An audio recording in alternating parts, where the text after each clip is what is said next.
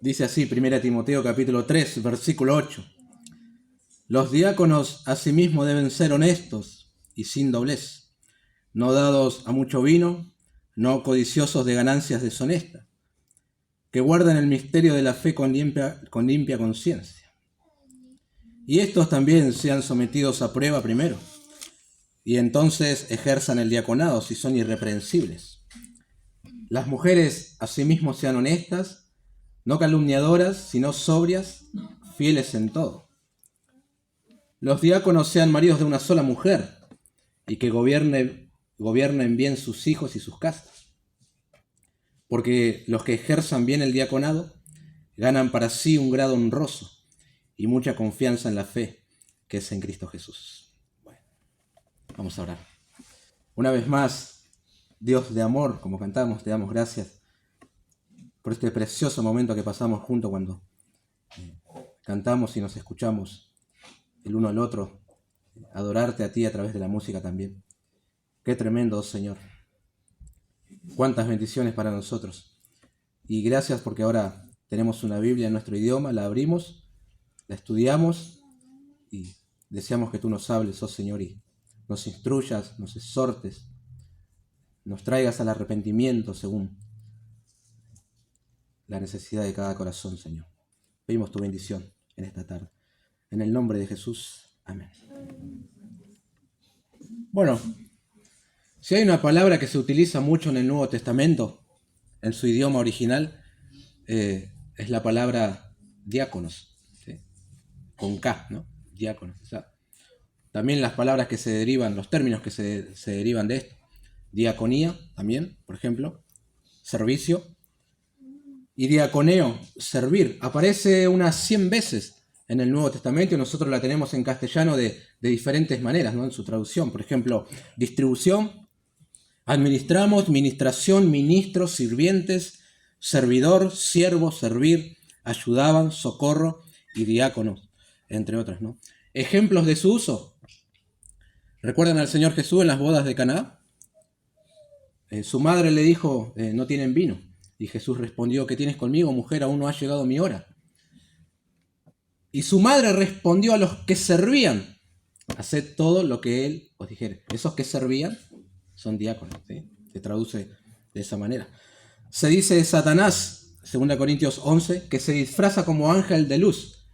Y no es maravilla que sus ministros se disfracen de ministros de justicia. Esos ministros allí son diáconos también, ¿sí? Esa es la traducción.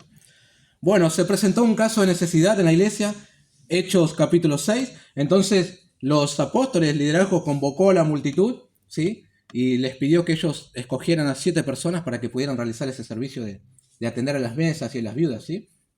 Y le dijeron, no es justo que nosotros dejemos de servir, no es justo que nosotros dejemos la palabra de Dios para servir a las mesas. Servir es diaconeo, ¿sí? Una más, ¿recuerdan al profeta Agabo profetizando en Hechos 11? Dio a entender por el Espíritu que vendría una gran hambre en toda la tierra habitada. Los discípulos, cada uno conforme a lo que tenían, determinaron enviar socorro a los hermanos que estaban en Judea. Socorro allí se traduce también como diaconía. Este sería el uso que se le da en sentido general de la palabra. Así se usa en el Nuevo Testamento, ¿no?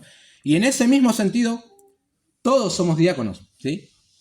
Servidores del Señor, porque Jesús dijo en Juan 12, si alguno me sirve, diaconeo, sígame, y donde yo estuviere, allí también estará mi servidor, diácono. Pablo en 1 Corintios capítulo 3 dijo, ¿qué pues es Pablo y qué es Apolos? Servidores, es decir, diáconos, por medio de las cuales habéis creído. Jesús en Romanos 15:8 dice que él es, Pablo lo dice de esa manera, siervo de la circuncisión, ¿sí? Siervo allí es diácono. Otra vez, así se utiliza la palabra diáconos en un sentido general.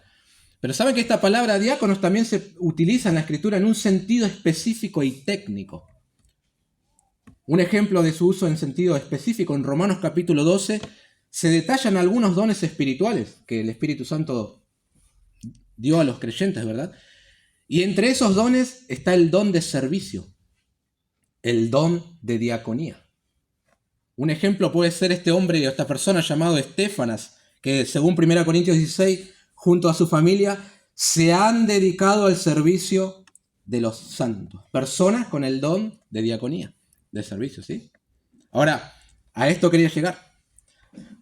Por este pasaje de 1 Timoteo 3:8, que hemos leído, y por Filipenses 1:1, esas dos porciones solamente, vemos que la palabra diáconos se utiliza en un sentido técnico para referirse a personas específicas con un cargo específico dentro de la iglesia.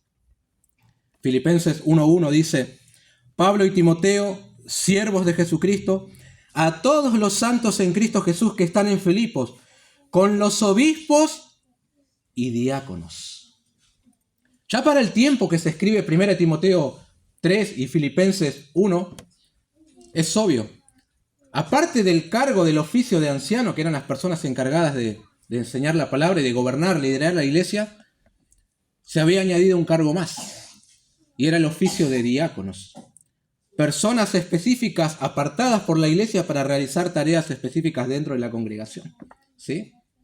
Así se utiliza la palabra, también en un sentido técnico. Y a diferencia de los requisitos para los ancianos, a los diáconos no se les exige que sean aptos para enseñar. Después los requisitos básicamente son algunos iguales, otros semejantes. Ahora, esto no significa que no tienen que tener ningún conocimiento de las verdades básicas de la palabra de Dios, porque ahora vamos a ver que es necesario que guarden el misterio de la fe con limpia conciencia. Bueno, el asunto es que ya tenías dos oficios. El de anciano, ¿sí? Estos eran los que enseñaban la palabra y los que servían los sacramentos, y luego se le añade el de diácono, ¿verdad? Dos oficios. ¿Para qué? Bueno, para realizar algunas tareas útiles y muy necesarias dentro de la iglesia. Una nota muy interesante. No hay ningún versículo en la Biblia que diga qué es específicamente lo que tiene que hacer un diácono en la iglesia. No lo hay. Muy interesante. Se infiere de diferentes porciones cuál es su tarea en la congregación, que es lo que vamos a descubrir en breve. Pero en realidad su función no está detallada. ¿Sí? No lo hay. Los diáconos simplemente realizaban la tarea que los ancianos les designaban o que la misma iglesia necesitaba. Pero así como para ser anciano, para ser diácono, también tenías que reunir ciertos requisitos, cualidades y espirituales y morales, ¿verdad? Para ejercer ese cargo. Y esto es tremendo. ¿Por qué? Porque la Biblia, en lugar de enfocarse en lo que el diácono tiene que hacer, se enfoca en lo que tiene que ser. Es más importante el carácter que lo que tiene que hacer en sí, ¿no? A veces nosotros pensamos que el diácono tiene que ser una persona como Matt Giver. Siempre tiene una pinza acá en la cintura y un alambre por ahí debajo, ¿sí? Y si trabajó de empleado de mantenimiento, mucho mejor. Pero en la Biblia no encontrás eso. La Biblia se enfoca más en el carácter, ¿sí? En lo que la persona es, en lugar de lo que tiene que hacer, ¿sí? Acá vamos a ver eso, una lista de cualidades espirituales muy interesante. Y luego vamos a llegar al versículo 11, tremendo, que ha descolocado a muchos comentaristas. Es como si fuera un paréntesis. Pablo va a dar ciertos requisitos que las mujeres tienen que poseer para servir en la iglesia. ¿Sí? Bueno. Así que veamos con la ayuda del Señor requisitos para el servicio en la iglesia. Primero nos vamos a enfocar en los diáconos. Y esto es importante para la iglesia, no solo para que llegado el momento escoja diáconos para que ejerzan ese oficio, sino para que cada uno también se evalúe a la luz de estos requisitos, ¿no? Porque no es que, esto no es para mí, no.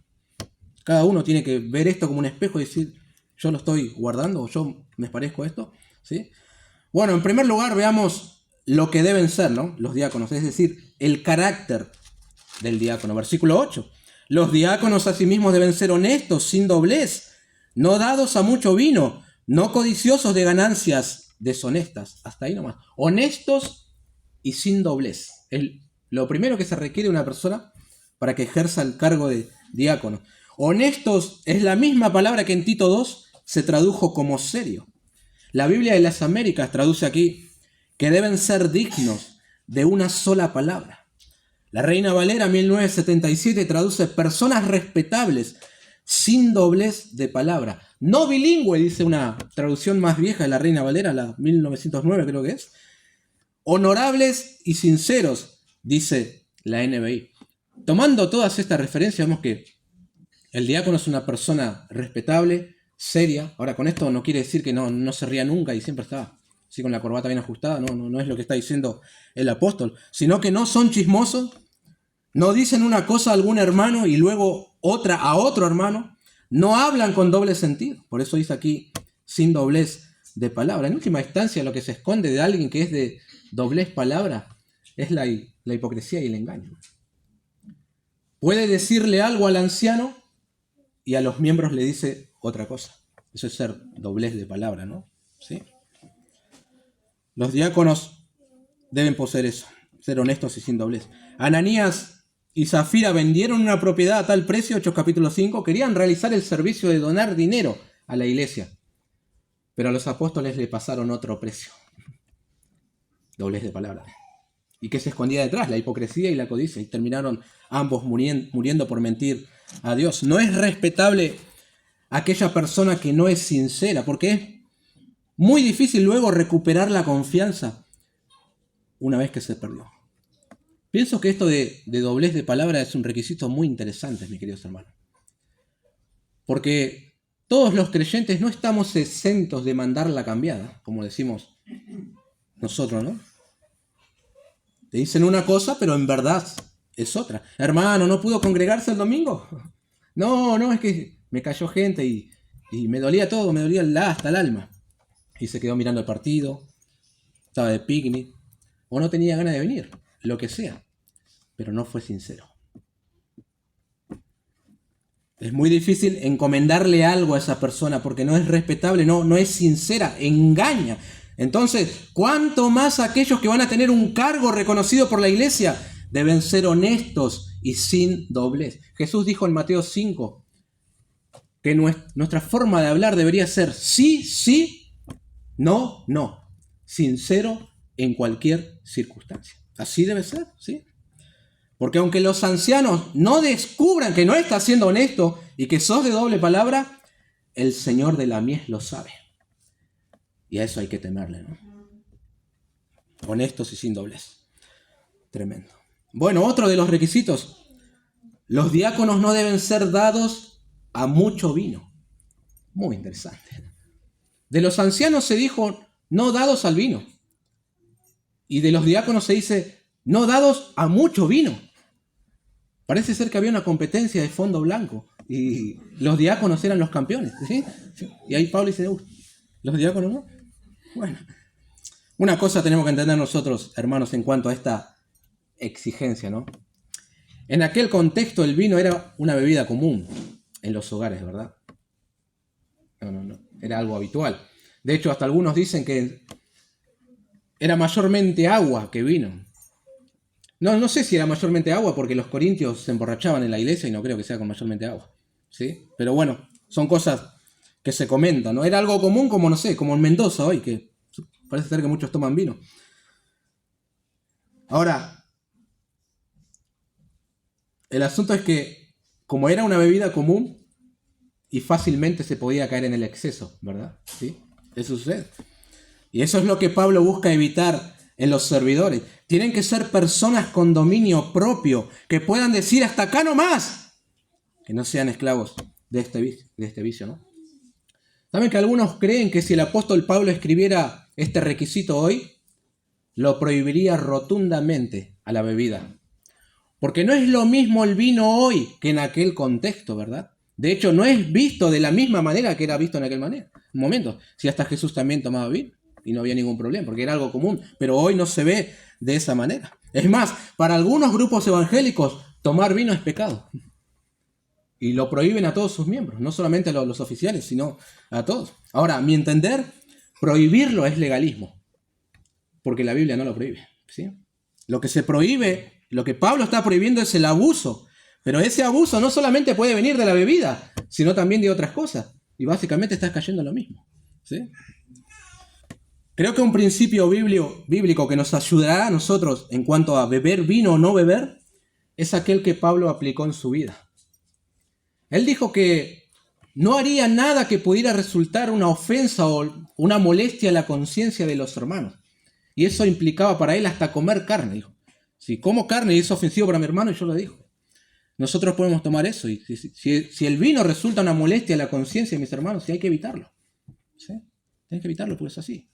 Ahora, si estás en tu hogar y querés tomarlo, y si no hay ningún problema, acompañando el asado, no sé, lo que fuere. Pero hay que tener cuidado de no resultar ser de tropiezo a la conciencia de otros hermanos. Si lo haces en tu casa solo, con tu familia, no estás incurriendo en ninguna transgresión. Ahora, no debemos tomar nosotros esta exigencia, este requisito para los diáconos y trasladarlo al día de hoy y decir, bueno, si está permitido, la cosa es que no tome mucho y bueno, y puedo tomar un vodka y lo que sea. No debemos torcer la Biblia para algún tipo de vicio, para un gusto que alguien se quiera llegar a dar, ¿no? Hay que tener cuidado. Yo por las dudas, claro, no tomo bebida alcohólica, cero, pero tampoco me afecta que otro lo pueda tomar en su casa, si quiere hacerlo, no hay problema. Pero siempre debemos considerar, hermanos, el efecto que puede tener en otros y evitar caer nosotros en el abuso. Pero que el diácono pueda tener dominio sobre eso, ¿no? No codicioso de ganancias deshonestas, es otro de los requisitos. Estamos en 1 Timoteo 3, 8 en adelante. Básicamente esto es lo mismo que se requería del anciano, ¿no? Es un requisito idéntico. ¿Qué está dando a entender Pablo? Bueno, en cierta manera que por las manos de los ancianos y por las manos de los diáconos pasaría dinero. Y Pablo quiere evitar que estos tengan algún problema con el dinero y que no tengan cierta codicia para que luego, una vez que desempeñen el ministerio, no estén ejerciéndolo de una manera indigna, ¿no? Ahora, si tomamos el caso, recuerdan, de necesidad que surgió en Hechos 6, y que a esas 7 personas que se les asignó la tarea de servir a las mesas atendiendo a la necesidad de las viudas, si esos eran un prototipo de diáconos, como creen muchos comentaristas, entonces llegamos a la conclusión de que los diáconos tendrían como trabajo la administración del dinero en la iglesia, juntando las ofrendas o siendo los portadores del dinero para algún tipo de necesidad que surja en la congregación, ¿sí? Puede ser. Por lo tanto, serían tentados a manotear algo de las ofrendas. Para que eso no sucediera, ¿sí? Dice Pablo, se exige que sean personas honestas, que no tengan problema con el dinero, que no sean avaros, que no tengan como meta enriquecerse a como dé lugar. Y eso tiene que ser probado. Si ves que el candidato al diaconado y es una persona que se endeuda siempre, ¿sí? Que tiene problemas con el dinero, que no llega a fin de mes, pero no porque no alcance, sino porque administra mal, probablemente la iglesia tiene que decir, y no está cumpliendo este requisito y no debería ejercer el cargo, ¿sí? Tiene que ser probado. Judas daba la apariencia de cuidarse de los pobres, pero se descubrió que era un hipócrita y codicioso, ¿sí? Y sustraía del dinero de la tesorería. Simón el mago quería comprar el don del Espíritu Santo con dinero. Acán codició un manto babilónico, un lingote de oro y 200 ciclos de plata. Que se pruebe que los diáconos no van por ese mismo camino. Después pueden ejercer el cargo de diaconado. Bueno, otro requisito, versículo 9.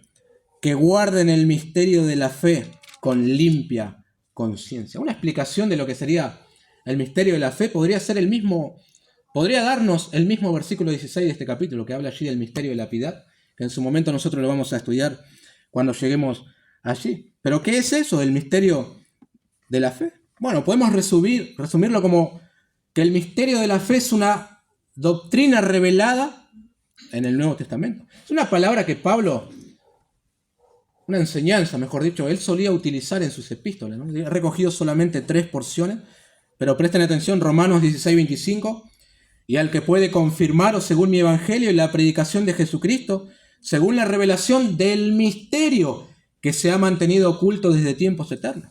1 Corintios 15:51. He aquí os digo un misterio. No todos dormiremos, pero todos seremos transformados. Y en Efesios 6, Pablo pide oración y dice en el versículo 19, y por mí, a fin de que al abrir mi boca me sea dada palabra para dar a conocer con denuedo el misterio del evangelio. Esto entre otros pasajes. Misterio no quiere decir algo oculto que nadie puede conocer, ¿no? Sino que es una verdad que en el Antiguo Testamento no fue revelada, pero ahora sí con las enseñanzas de Jesús y con las enseñanzas que los apóstoles también transmitieron, ¿verdad? Eso es el misterio de la fe. Y Pablo exige que los diáconos guarden este conjunto de enseñanzas con limpia conciencia, que vivan aquello que dicen creer, que su conciencia no les acuse de estar en falta con esta verdad revelada en las Escrituras. Eso es lo que se está pidiendo de estos hombres. Ahora, el asunto es que para guardarlo primero, y tienen que conocerlo. Es decir, tiene que haber un conocimiento bíblico y teológico en los diáconos también. ¿No es cierto que no a veces, muchas veces no pensamos eso de los diáconos, ¿no? Pienso que no, pero debe ser así. Por más que su llamado al servicio no tenga que ver con la enseñanza pública, esto no lo exime de conocer las verdades fundamentales de la fe cristiana. Él está llamado a enseñar con su testimonio. ¿Sí? A menudo creemos que el diácono, bueno, no importa si no entiende las verdades del Evangelio. Lo importante es que sepa un poco de albañilería y de carpintería y no sé, ahí califica para diácono, ¿no? Grave error. Los diáconos conocen el misterio de la fe y lo guardan con limpia conciencia. En su vida se ve el Evangelio. Tremendo. Me encanta la crudeza que tiene Warren Wiersbe para comentar. Con respecto a este pasaje, él dice: he notado que algunos oficiales de la iglesia conocen mejor la constitución de la iglesia que la palabra de Dios. Está hablando de los diáconos, ¿no? Aunque es bueno tener estatutos y reglamentos que ayuden a mantener el orden, es también importante manejar los asuntos de la iglesia basándose en la palabra de Dios. Las escrituras eran la constitución de la iglesia primitiva. Un diácono que no conoce su Biblia es un obstáculo para el progreso de una asamblea local. Un diácono que no conoce la palabra de Dios no puede manejar los asuntos de la iglesia de Dios. Un diácono que no vive la palabra de Dios, sino que tiene una conciencia reprobada, no puede manejar la iglesia de Dios. Simplemente porque un miembro de la iglesia sea muy apreciado, próspero en sus negocios o dadivoso en sus ofrendas, no quiere decir que esté capacitado para servir como diácono. Fin de la cita. Más que habilidades, el diácono necesita cualidades espirituales. ¿Sí? No nos enfoquemos en si sabe hacer cosas, sino en cómo es la persona. Eso es lo que hace la Biblia. ¿Sí? ¿Cómo se logra eso? En intimidad con el Señor y aplicando a su vida aquello que entiende y cree. Bueno, nos quedan algunos requisitos, pero antes de seguir, Pablo dice que estos candidatos tienen que ser probados de la misma manera que los ancianos y luego ejercer el cargo. Versículo 10, primera de Timoteo 3:10. Y estos también sean sometidos a prueba primero, y entonces ejerzan el diaconado si son irreprensibles. Bueno, muy interesante. Acá el apóstol no nos dice el tiempo que tiene que transitar para que nosotros veamos si tal persona califica o no. No da un tiempo detallado, 1 mes, 2 años, 3 años, no, nada. Pero si los ancianos no deberían ser neófitos, es decir, recién convertidos, entendemos que los diáconos tampoco tienen que ser creyentes nuevos en la fe. ¿Sí? ¿No? ¿Cómo guardarían esto del misterio de la fe si recién se han convertido? Tampoco nos dice quiénes tienen que estar a cargo de la observación, los ancianos o toda la iglesia. Bueno, en Hechos 6, otra vez recurriendo allí, tenemos un parámetro de cómo se hacía en la iglesia primitiva, ¿no? Otra vez surgió un caso de necesidad. Bueno, el liderazgo, los apóstoles propusieron y los discípulos escogieron. El tema es que al escoger a esas 7 personas, que bueno, muchos creen que eran los primeros, un prototipo de los diáconos, no se tomaron un tiempo para probar a estas personas.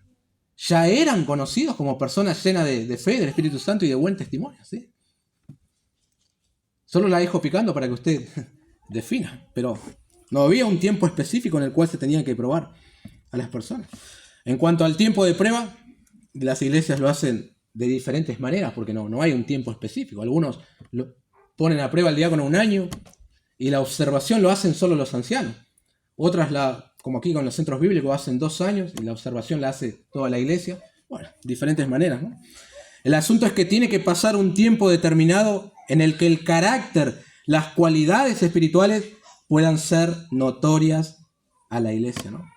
Ahora, algo interesante con esto de probar a los candidatos para ver si son irreprensibles, es que en las Escrituras nosotros tenemos varios ejemplos de personas que antes de llegar a desarrollar el ministerio por el cual nosotros los conocemos, pasaron un tiempo bastante extenso de prueba también, ¿verdad? ¿Sí? José es uno de ellos. Él fue el segundo detrás del faraón, ¿sí? Él llegó a ser el gobernador de Egipto y lo conocemos de esa manera, pero no sin antes ser probado. Él fue un siervo durante muchos años, sirvió aún estando en prisión. Es decir, su carácter fue probado hallando gracia aún desde la cárcel, detrás de la cortina donde nadie lo conocía. Él ya fue probado de esa manera. Luego llegó a ser gobernador, pero no sin antes pasar por ese periodo de prueba. Algunos hoy en día invierten el orden. Ponelo a fulano como diácono y vas a ver que eso lo va a motivar para que venga más a la iglesia, para que sea fiel. Hay que activar, viejo, dicen algunos.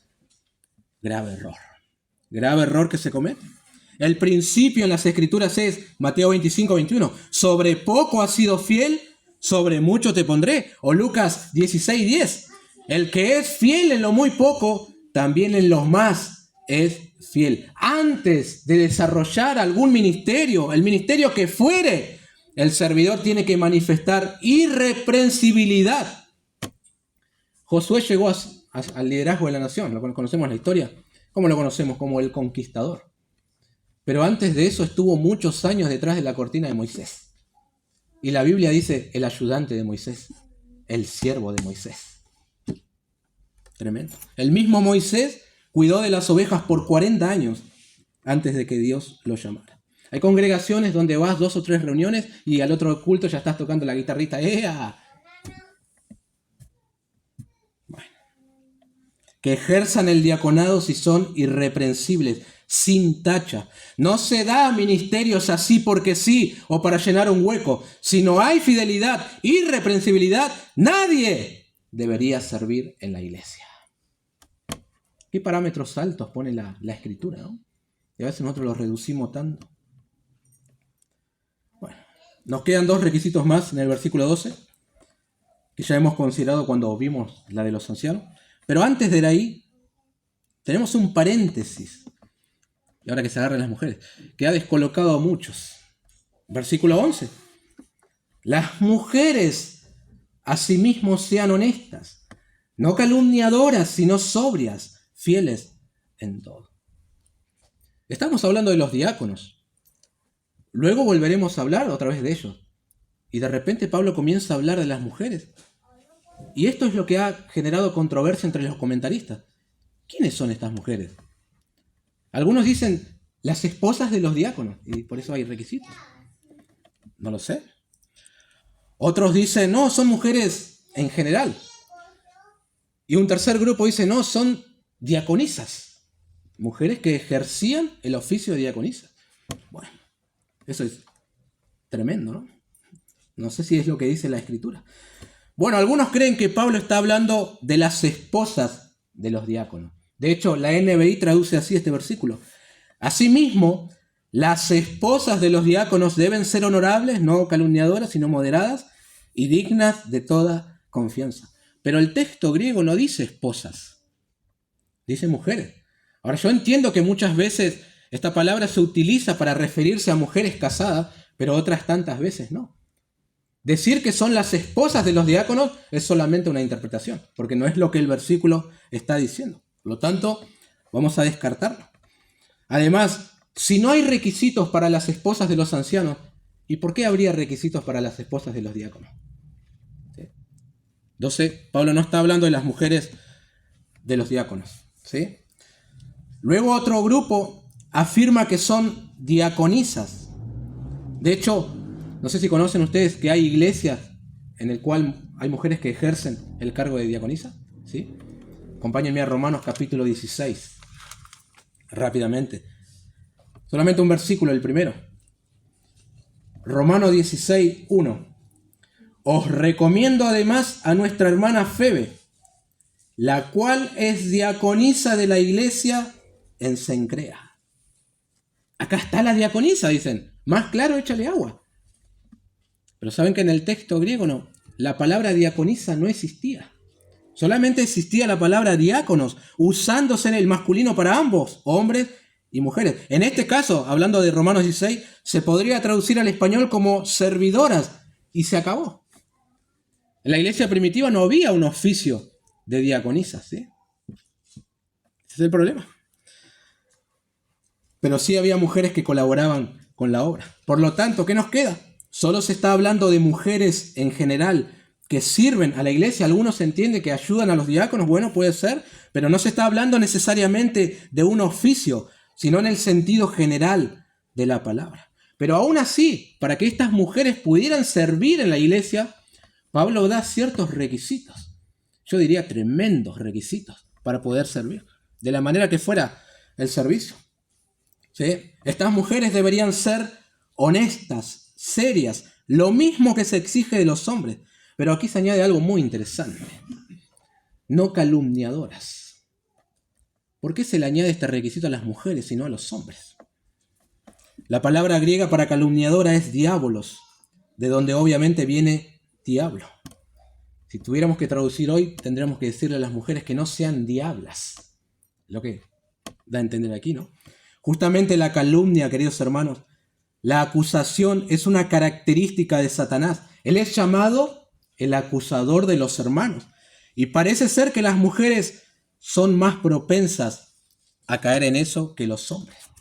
Robertson cita a un comentarista y dice, en tanto que los hombres son más propensos a caer en la doblez de palabra, las mujeres tienen mayor propensión que los hombres a la calumnia.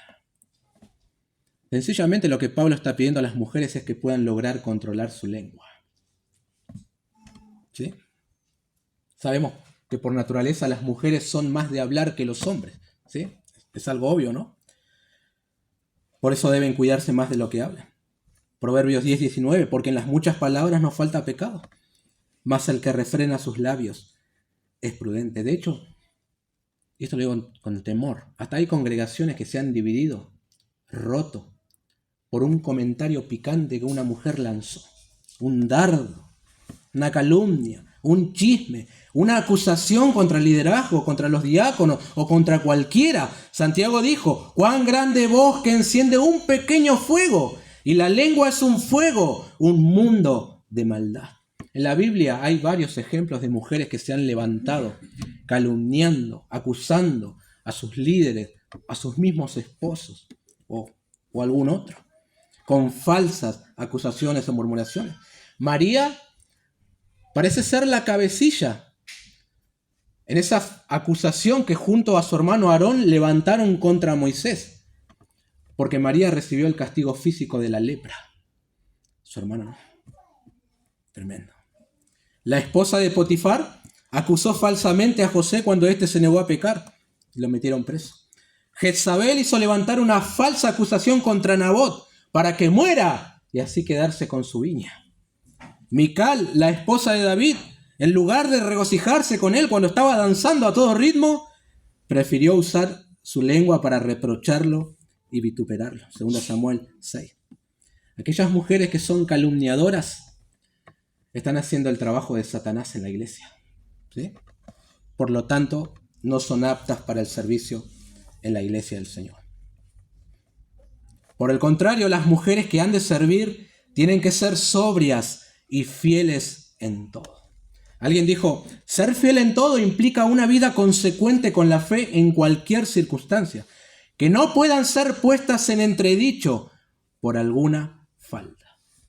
Ojo, cuando usted lee estos requisitos, no debe creer que el apóstol Pablo está pidiendo a las mujeres que escalen el monte Everest y si pueden subir y bajar, entonces van a poder desarrollar algún ministerio. No, no es eso. Lo que se les exige son cualidades que tienen que verse en cualquiera que dice ser cristiana. No significa que porque no sirvas en ningún ministerio, tampoco entonces, bueno, puedes ser calumniadora, deshonesta o no mostrar fidelidad. Claro que no. En cierta manera, esto que está pidiendo Pablo es lo que pide a cualquier creyente. Toda mujer debe ser así. Seria, honesta, no calumniadora, fiel en todo. Bueno, retomando a los diáconos. Versículo 12. Los diáconos sean maridos de una sola mujer y que gobiernen bien sus hijos y su casa. Idéntico al requisito que se había demandado de los ancianos, ¿no? Lo mismo, ¿sí?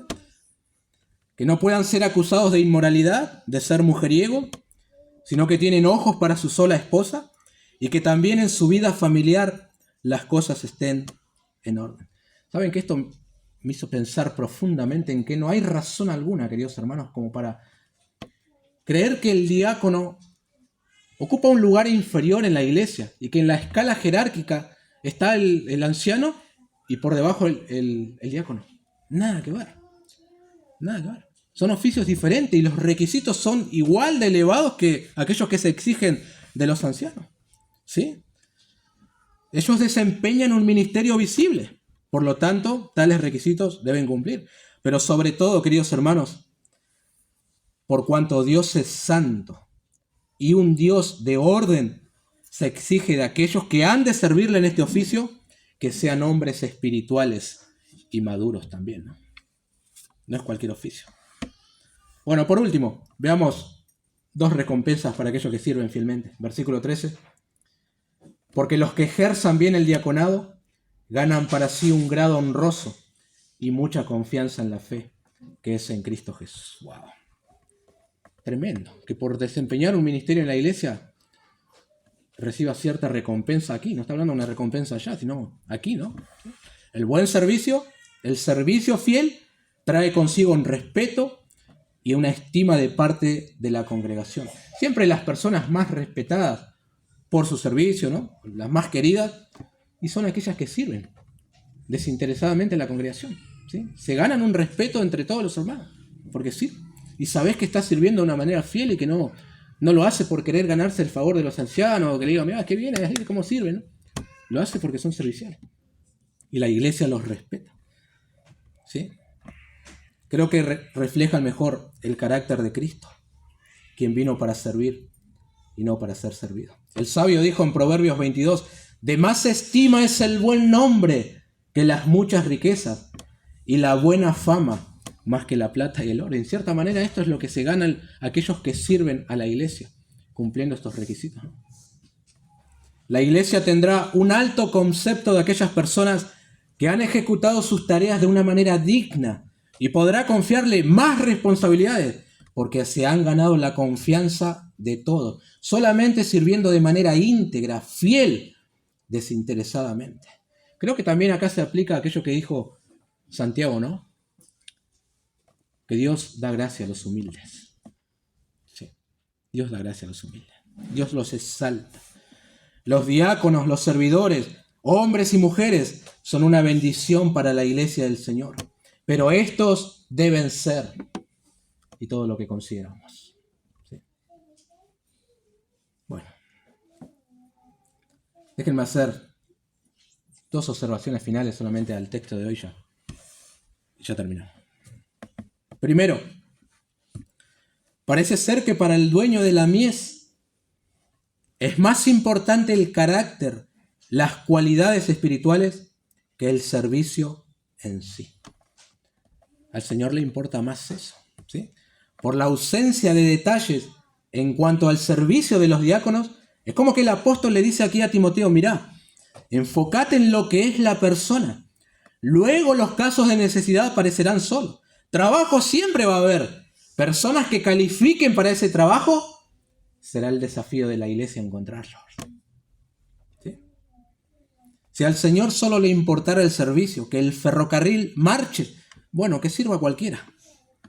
Pero le importa más que las personas a servir sean hombres y mujeres con cualidades espirituales desarrolladas. Y a nosotros nos tiene que importar lo mismo, mis queridos hermanos. ¿Sí? Lo mismo. Yo sé que en las iglesias siempre hay necesidad de servicio. ¿Lo hay? Faltan músicos, faltan ujieres, personas que enseñen, que presidan, que se encarguen de la limpieza, del evangelismo, de la visitación y otros ministerios. Y a veces por querer suplir esa necesidad, no consideramos estas cualidades espirituales. Pero es mejor estar en necesidad que poner personas al servicio que no reúnen estos requisitos. Es mejor. Mientras tanto podemos dedicarnos a la oración y rogar al Señor de la mies que envíe obreros. Si el Señor no está apurado y nadie es imprescindible en la obra del Señor, recordemos que estamos sirviendo a un Dios santo, santo, santo. que aquellos que le han de servir persigan ese mismo camino. Sí. Así de alta está la vara y así de alta tiene que quedar. No hay razón para bajar, claro que no. Segundo, consideremos estos requisitos y examinemos. Cada uno debería reflexionar cuando lee esta lista y preguntarse, ¿la iglesia puede contar conmigo para el servicio? ¿O soy hallado de doblez de palabra? ¿Soy calumniadora? ¿No soy fiel en todo? ¿No soy honesto? Siempre es bueno no solamente examinarnos, sino arrepentirnos y volvernos a Dios. Perdóname, Señor, porque todo lo que leí acá yo no soy nada de eso. Miento, engaño, soy de doblez de palabra. Cuando nadie me escucha, calumnio a otra persona. Pero hay que arrepentirse y volverse a Dios. Eso es todo. Y ponerse a disposición de los hermanos. Nada más, que los hermanos, vamos a orar.